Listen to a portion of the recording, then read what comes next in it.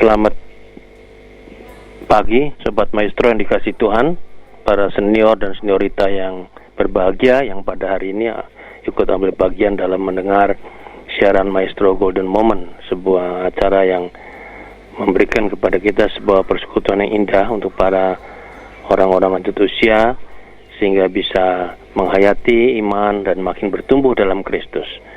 Mari Sobat Maestro, pada hari ini kita akan membaca firman Tuhan dari dua kitab, yaitu kitab Bilangan dan kitab Injil Yohanes pasal 3 nanti. Dan kita akan berdoa terlebih dahulu untuk mohon Roh Kudus menolong kita. Mari kita berdoa. Bapa Surgawi, turunlah kiranya Roh Kudus dalam diri kami masing-masing, baik hamba-Mu, baik para Sobat Maestro, juga para penyiar kami, pemandu acara kami yang ada di studio, agar semua boleh mendapat hikmat dari Tuhan, mendapat pikiran-pikiran yang indah dari Tuhan, agar supaya terus bertumbuh dalam iman kepada Tuhan. Dan Roh Kuduslah yang akan menerangkan semua yang boleh kami renungkan pada hari ini dan baca dari firman-Mu, sehingga firman itu tidak pernah gagal untuk hadir dalam diri kami. Firman yang diberitakan tidak pernah akan kembali kepada Tuhan dengan sia-sia, tapi akan berbuah berlipat kali ganda dalam hidup kami ketika kami boleh melakukannya dalam kehidupan kami sehari-hari dengan pertolongan kuasa Roh Kudus. Tuhan bersabdalah pada kami bersedia mendengarkannya. Dalam nama Tuhan Yesus kami berdoa. Amin. Sobat Maestro yang dikasih Tuhan, pada hari ini kita membaca dari dua bagian Alkitab, yaitu yang pertama dari kitab Bilangan, saudara-saudara. Kitab Bilangan pasal yang ke-21 ayat 4 sampai dengan ayat yang ke-9, 5 ayat saja. Kemudian Yohanes pasal 3 ayat 14 sampai 21, ada 7 ayat. Jadi kita baca 12 ayat Alkitab. Bilangan pasal 21 ayat 4 sampai 9. Ular tembaga. Setelah mereka berangkat dari Gurun Hor, berjalan ke arah Laut Teberau untuk mengelilingi tanah Edom, maka bangsa itu tidak dapat lagi menahan hati di tengah jalan. Lalu mereka berkata-kata melawan Allah dan Musa, "Mengapa kamu memimpin kami keluar dari Mesir? Supaya kami mati di padang gurun ini? Sebab di sini tidak ada roti dan tidak ada air, dan akan makanan hambar ini kami telah muak." Lalu Tuhan menyuruh ular-ular tedung ke antara bangsa itu yang memagut mereka, sehingga banyak dari orang Israel yang mati. Kemudian datanglah bangsa itu mendapatkan Musa dan berkata, "Kami telah berdosa, sebab kami berkata-kata melawan Allah dan engkau. Berdoalah kepada Tuhan supaya dijauhkannya ular-ular ini daripada kami." Lalu Musa berdoa untuk bangsa itu. Maka berfirmanlah Tuhan kepada Musa, "Buatlah ular tedung dan taruhlah itu pada sebuah tiang. Maka setiap orang yang terpagut, jika ia melihatnya akan tetap hidup." Lalu Musa membuat ular tembaga dan menaruhnya pada sebuah tiang. Maka jika seseorang dipagut ular dan ia memandang kepada ular tembaga itu, tetaplah ia hidup. Nah, lalu kita membaca dari Yohanes pasal 3 ayat 14 sampai 21. Inilah sabda Tuhan. "Dan sama seperti Musa meninggikan ular di padang gurun, demikian juga Anak Manusia harus ditinggikan, supaya setiap orang yang percaya kepadanya beroleh hidup yang kekal. Karena begitu besar kasih Allah akan dunia ini, sehingga ia telah mengaruniakan anaknya yang tunggal, supaya setiap orang yang percaya kepadanya tidak binasa, melainkan beroleh hidup yang kekal. Sebab Allah mengutus anaknya ke dalam dunia, bukan untuk menghakimi dunia, melainkan untuk menyelamatkannya oleh Dia. Barang siapa percaya kepadanya, ia tidak akan dihukum. Barang siapa tidak percaya, ia telah berada di bawah hukuman, sebab ia tidak percaya dalam nama Anak Tunggal Allah. Dan inilah hukuman itu, Terang telah datang ke dalam dunia, tetapi manusia lebih menyukai kegelapan daripada terang, sebab perbuatan-perbuatan mereka jahat. Sebab barang siapa berbuat jahat, membenci terang, dan tidak datang kepada terang itu, supaya perbuatan-perbuatannya yang jahat itu tidak tampak.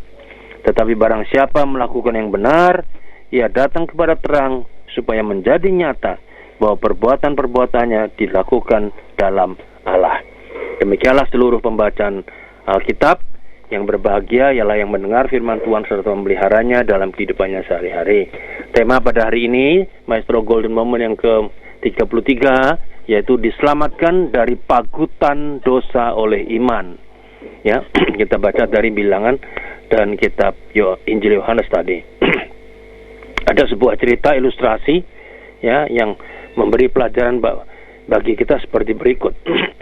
Suatu hari ada sebuah gedung bertingkat yang terbakar, kebakaran hebat, dan di jendela tingkat 2 ada seorang ibu menggendong bayinya sedang panik karena ada di dalam keadaan kebakaran tadi. Nah, di antara kerumunan massa yang ada di bawah, ada seorang penjaga gawang kesebelasan sepak bola yang terkenal. Demi keselamatan sang bayi, tentu saja semua orang meminta ibu itu mau melemparkan anaknya kepada sang penjaga gawang yang sudah biasa ahli menangkap bola. Ya. Akhirnya ibu itu setelah bergumul, dia mempercayakan anaknya kepada sang penjaga gawang dengan mulus dilempar dari lantai kedua itu, dan penjaga gawang itu tadi ya bisa menangkap lemparan bayi itu dari atas tingkat 2 rumah tersebut. Ya. Keberhasilan sang penjaga gawang disambut sorak-sorai, ya, gegap gempita dari semua orang yang menyaksikan. Tapi apa yang terjadi kemudian? Rupanya sorak-sorai massa itu telah membuat sang penjaga gawang lupa diri, merasa seolah yang ditangkap itu seperti bola di lapangan sepak bola. Ia lalu melakukan gerakan maju ke depan, dan tiba-tiba dengan keras dia menendang bayi tersebut yang dianggap sebagai bola dan bisa melayang di udara. Nah, Sobat Maestro, cerita ini hanya fiktif ya, ini sebuah ilustrasi. Tapi dari sini kita bisa menarik pelajaran berharga yang berkaitan dengan tema khotbah kali ini, yaitu diselamatkan dari pagutan oleh iman. Yaitu apa? Yang pertama, supaya kita diselamatkan, perlu tindakan mempercayakan diri kepada yang kita imani. Dan yang kedua, jangan sampai kita salah alamat. Artinya kepada siapa kita mempercayakan diri, ya. Dan di dalam iman kita, maka tidak lain kepada Kristus yang dapat menyelamatkan kita dari pagutan dosa. Nah, itu yang penting. Nah, tadi salah alamat tadi. Alamatnya sudah setengah benar, tapi ketika itu penjaga gawang kemudian dia tendang kembali tuh bayi tadi. Itu cerita fiktif ya. Nah, Sobat Maestro, kita hari ini belajar dari kisah dari kitab Bilangan pasal 21 ayat 4 sampai 9 dan kemudian Yohanes pasal 3 ayat 14 sampai 21. Ya, kalau kita mempelajari tadi, maka perjalanan umat Tuhan menuju ke tanah Kanaan itu sesungguhnya merupakan perjalanan iman. Itu 40 tahun loh, ya, lama sekali. Dan umat Tuhan itu tahu betapa sulitnya untuk membebaskan diri dari perbudakan Firaun yang sudah ratusan tahun di Mesir. Nah, kalau bukan Tuhan tidak mungkin bisa keluar itu.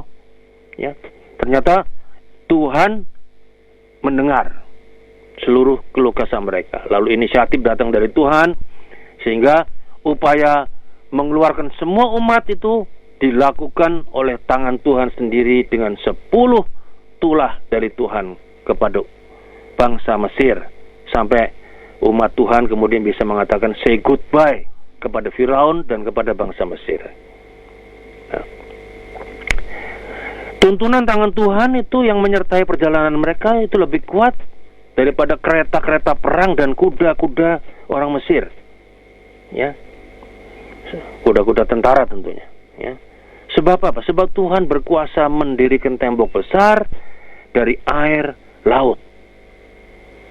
Tuhan memperkenalkan diri melalui macam-macam peristiwa yang ajaib, yang takjub, yang memperkaya iman umat, sehingga umat diselamatkan oleh Tuhan sendiri, ya, di mana musuh, yaitu orang Mesir, sampai semuanya terkubur dalam laut bersama kereta perang dan semua peralatan perangnya. Ya.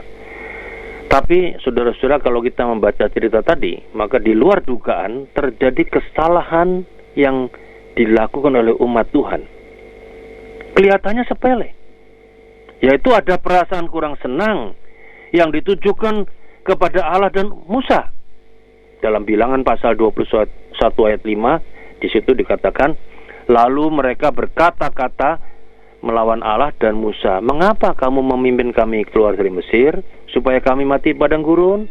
Sebab di sini tidak ada roti dan tidak ada air, dan akan makanan hambar ini kami sudah muak. Ini hanya kata-kata loh, ya. Kita kan seringkali berkata-kata apa saja, ya. Ini kata-kata, tapi kita melihat bahwa dalam kitab Bilangan kata-kata ini dianggap melawan Allah dan Musa.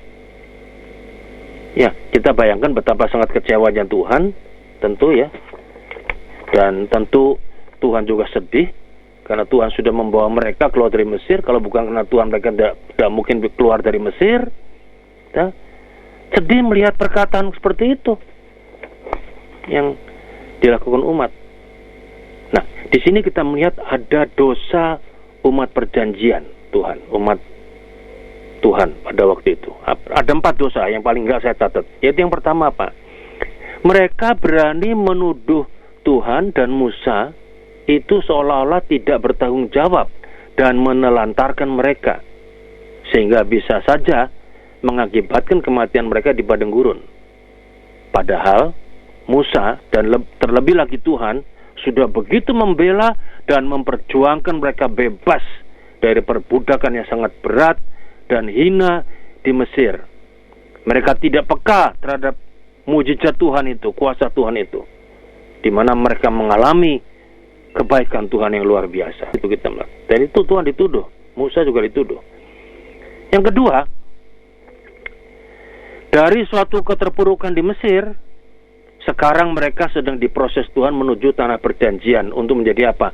Bangsa yang bebas dan terhormat, tidak terjajah.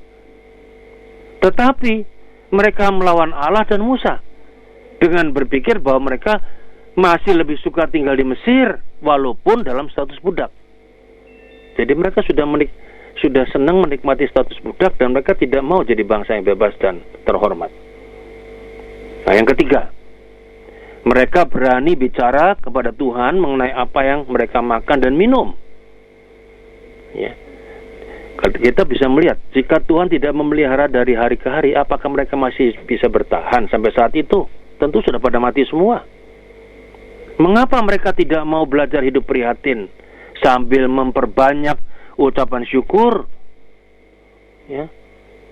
Tetapi kata-kata kasar yang diungkap itu oleh mereka itu telah menghapus semua ucapan syukur mereka pada waktu yang lalu dan menyangkali pemeliharaan Tuhan yang penuh anugerah dan keajaiban selama ini. Dan yang keempat, dosa keempat, mereka telah mencampakkan hidup yang sangat berharga, yaitu apa?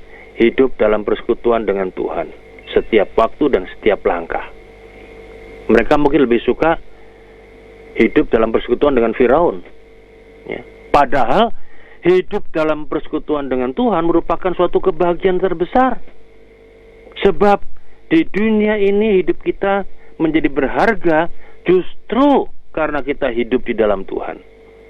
Padahal kalau Tuhan mau, Tuhan bisa lepas tangan dan Tuhan bisa membuang umat Israel itu seperti sampah kalau melihat kedegilan hati mereka. Tapi Tuhan tidak. Nah, kalau melihat keempat dosa yang itu sungguh berat sebetulnya dosa itu. Tapi ternyata Tuhan tidak terpancing untuk lepas tangan meninggalkan mereka di padang gurun yang ganas itu. Tuhan tidak patah semangat untuk membawa mereka ke tanah Kanaan. Ia hanya memilih menjatuhkan hukuman yang dapat mendidik bangsa itu supaya lebih sungguh-sungguh menjaga hati dan mulutnya.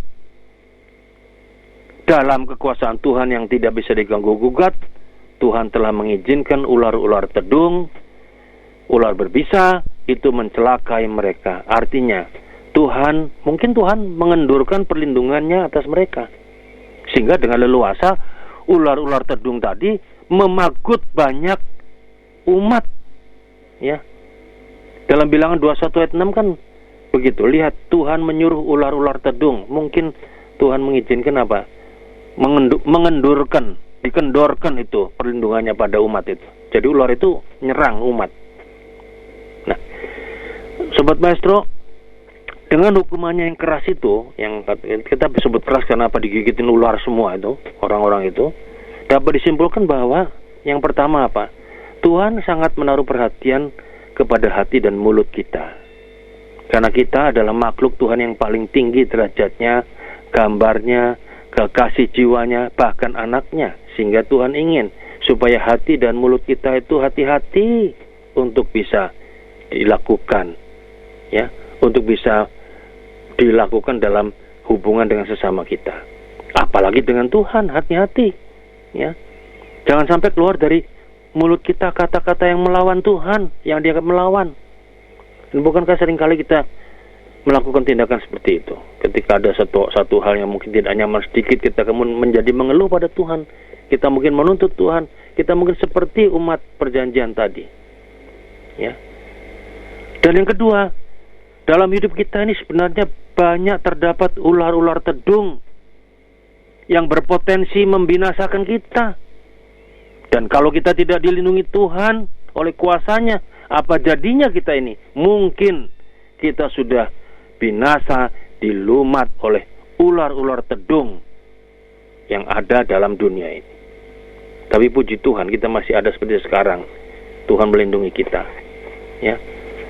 Nah, yang lebih bagus adalah ternyata setelah itu terjadi ada hukuman atau didikan Tuhan itu, lalu umat perjanjian Tuhan menyesali dosanya dan mohon belas kasihan Tuhan, dan Tuhan pun menerima mereka kembali. Tuhan kasih jalan keluar bagi mereka yang dipagut ular berbisa itu, agar mereka bisa selamat, asalkan mereka memandang ular tembaga yang dibuat Musa, yang dipasang pada sebuah tiang.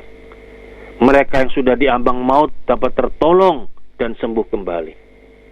Dengan beriman, maka bisa selamat, mengalami kehidupan kembali umat itu. Inilah iman yang memberi keselamatan dan kehidupan. Cara Tuhan menolong mereka sangat menarik. Mereka tidak meniadakan ular-ular tedung, memusnahkan, tidak, tapi menampilkan penawarnya sebagai jalan keselamatan dan kehidupan. Sebenarnya ular tembaga itu yang menyelamatkan dan menyembuhkan. Bukan ular tembaga yang menyembuhkan dan menyelamatkan, tetapi mempercayai kata-kata Tuhan yang mengatakan barang siapa memandangnya akan selamat. Mempercayai perkataan Tuhan berarti mempercayai Tuhan bersabda.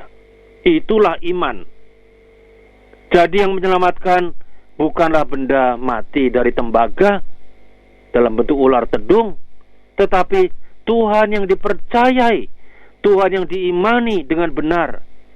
Benda dari tembaga itu hanyalah sebuah tanda, sebuah lambang, simbol. Yang terpenting di sini adalah jika Tuhan telah menyampaikan firman-Nya, kita harus percaya sehingga kita bisa diselamatkan dan menerima kehidupan baru. Ingat, dosa pertama yang dibuat manusia apa? Yaitu Adam dan Hawa tidak mau mempercayai kata-kata Tuhan. Lebih percaya pada suara-suara iblis dalam bentuk ular. Sobat Maestro yang dikasih Tuhan, Tuhan Yesus Kristus sama dalam Yohanes pasal 3 tadi digambarkan Tuhan Yesus Kristus sama dengan ular tembaga Musa. Yaitu sama-sama ditinggikan pada tiang, tapi ada perbedaan yang signifikan. Ular tembaga hanya sebatas simbol yang menunjuk kepada Tuhan yang bisa memberi pertolongan untuk mereka yang percaya. Bukankah di dalam gereja kita masing-masing banyak simbol? Ada simbol roti dan anggur perjamuan, ada simbol air baptisan, ada semua simbol yang menunjukkan pada Kristus yang tersalib, semuanya. Semua simbol apapun bentuknya, termasuk semua upacara gereja, ritual-ritual kita, tidak ada yang melebihi Kristus. Sebab pribadi dan karyanya sempurna. Simbol tanda itu hanya menunjuk kepada Tuhan Yesus Kristus. Simbol dan tanda itu menunjuk pada Tuhan yang bisa memberi pertolongan untuk mereka yang percaya. Ya, sehingga mereka mengalami kehidupan. Iman yang dapat memberi keselamatan dan kehidupan hanyalah iman kepada Tuhan melalui pengorbanan Tuhan Yesus Kristus. Kalau dalam peristiwa ular tedung, Kristus masih sebagai bayang-bayang saja, maka di atas salib Golgota, Kristus sudah menjadi bukti yang nyata bahwa Kristus telah menghidupkan dan membangkitkan kita sesudah kita mati karena dosa-dosa kita. Ya, itu kata Rasul Paulus di Efesus pasal 2. Ketika Tuhan menghukum dengan pagutan ular-ular tedung, umat hanya bisa meratapi nasibnya karena karena dosanya, maka mereka kemudian mohon belas kasihan Tuhan. Ya toh? Kira-kira begitu. Bayangkan, Sobat Maestro, jika Tuhan mengutus anaknya untuk menghakimi dan menghukum dunia. Bayangkan. Ya. Bayangkan jika Kristus datang justru untuk mencelakai kita atas nama Bapaknya. Apa jadinya kita? Kita hanya seperti ular tedung yang diizinkan Tuhan untuk memberikan bisa kepada umat waktu itu, sehingga umat hanya bisa meratapi. Ketika dipagut, umat hanya bisa meratapi nasibnya. Dan akhirnya mereka kembali pada Tuhan. Puji syukur pada Tuhan. Dalam Yohanes pasal 3 14-18 ditegaskan bahwa Allah mengutus anaknya bukan untuk menghakimi serta menghukum, melainkan untuk menyelamatkan kita. Mari kita bersyukur karena dengan iman kita diselamatkan dari pagutan dosa. Mari kita wujudkan syukur kita dengan kita belajar untuk bisa hidup dalam persekutuan dengan Tuhan, supaya kita dijauhkan dari dosa, dari pagutan dosa. Dan kita bersyukur juga dengan menceritakan perbuatan-perbuatan Tuhan yang ajaib kepada sesama kita sepanjang hidup kita ini dengan penuh semangat dan sukacita. Selamat hari Minggu, Tuhan memberkati. Amin.